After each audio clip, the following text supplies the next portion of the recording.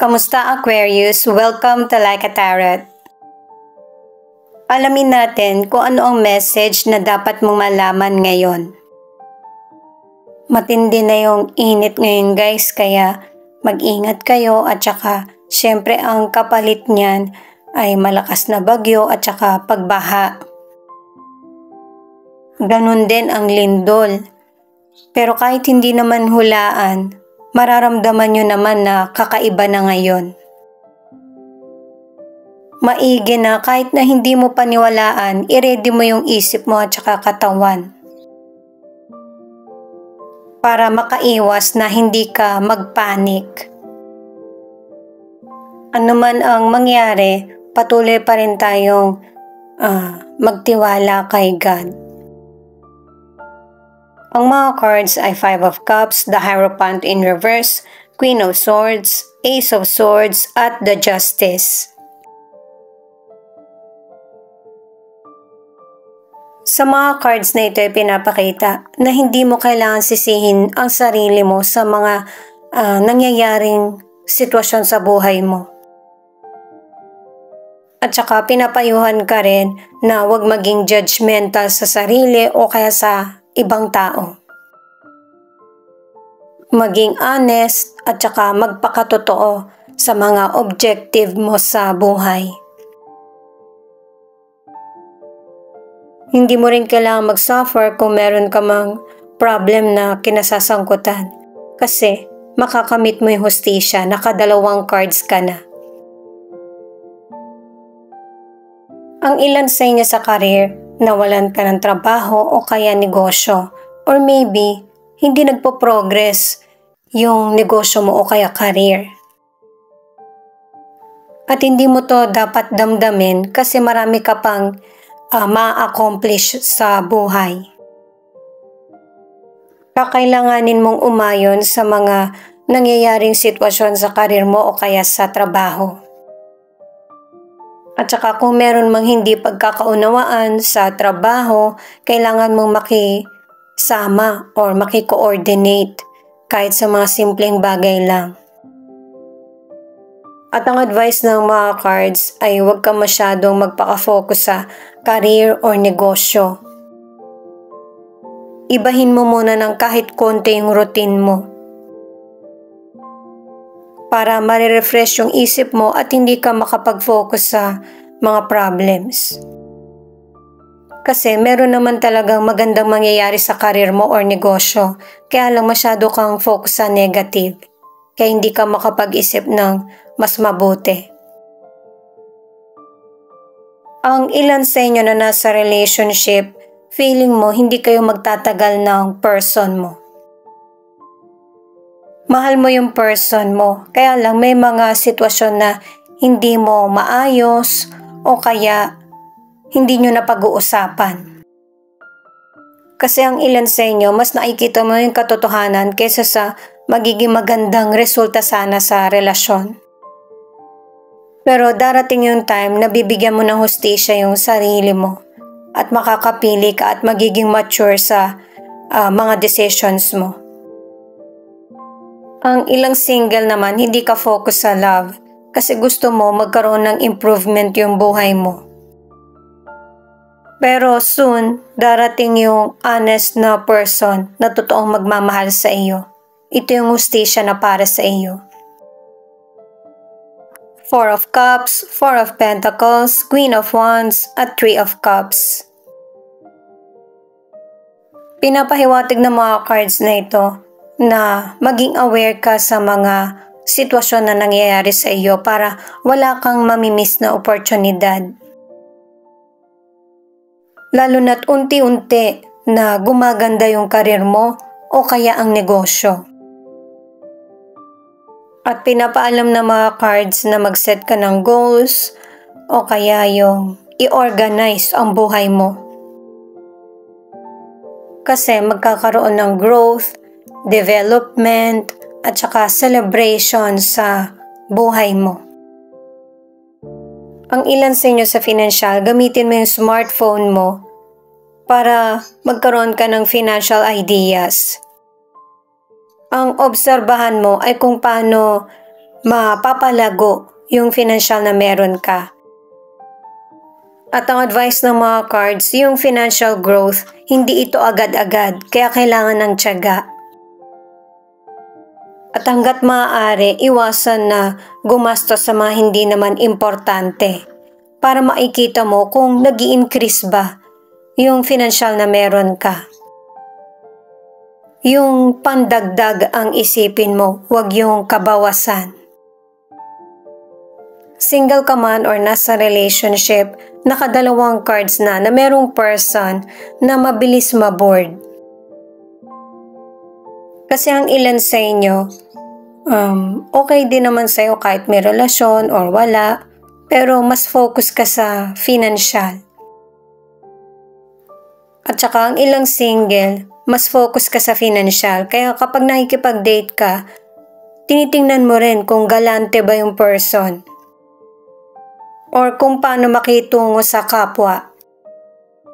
Lalo na't ang ilan sa inyo, kapag nakikipag-date ka, hindi yung kayong dalawa lang. Merong ibang kasama. Kung kinikilala mo yung person mo, ganun din siya sa iyo. Kinikilala ka niyang maigi. At nakikita na nung person na pareho kayo ng outlook sa buhay. Marami siyang nagustuhan na magandang katangian mo. Itong card na ito ang nagpapahiwatig na maging totoo ka sa sarili mo at saka sa kapwa. May mga katangian ka na blessings sa iba. Katulad ng acceptance na card, invite help ang nagsasabi na kung ang ibang tao kailangan ng tulong, kailangan mo din. Kung na-express ng ibang kapwa yung feelings nila, i-express mo din yung feelings mo.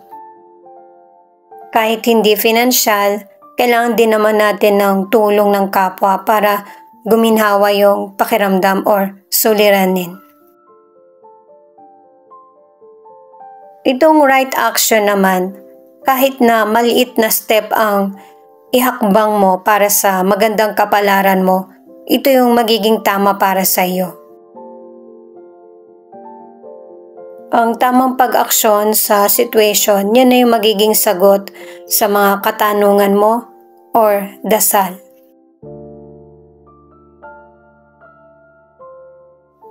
Itong flow naman ang nagsasabi na sumunod sa kung ano yung daloy ng buhay mo. Kahit na may hadlang or hindi ka sure sa destination na tinatahak mo, mag-move forward. Sa mga nasa relationship, ang ilan sa inyo, nag-iba yung mindset ng person mo. Mas nag-worry yung person mo sa kinikita. Lalo na't kung meron kayong family. At ang ilan sa inyo, kahit magkaiba kayo ng pananaw ng person mo, mahal nyo ang isa't isa. At yung pagsasama nyo ang mas lalo magbibigay ng success na ma-achieve ang kailangan sa buhay. Six of Swords, the Magician, at the Death in reverse. Ipinapahiwatig ng mga cards na ito na may unti-unti ng pagbabagong nangyayari sa buhay mo. Nagkakaroon na mental clarity at saka nauunawaan mo na rin kung ano yung mga bagay na gusto mo. Naka-3 cards ka na, naiwasan mo na mag-isip ng negatibo or magdalamhati sa iba't ibang nangyayaring sitwasyon. Huwag mong limitahan yung buhay mo kasi marami pang deserving na chances, opportunity na darating sa iyo. Sa kalusugan, healthy ka. At kung meron ka mang injury, medyo matatagalan yung paggaling. At saka may mga little things na may enjoy mo yung buhay mo, ito yung piliin mo kesa sa maging malungkot. Ang ilang single, nawawalan ka na ng pag-asa pagdating sa love kasi hindi ito nagtatagal. merong darating na bagong kaibigan or potential person na magpaparealize sa'yo at magpapalit ng maling mindset mo patungkol sa love. At para naman sa mga nasa relationship, ang advice ng cards, kung hindi ka talaga happy sa relasyon mo, hindi mo kailangan magstay. Nakadalawang cards ka na.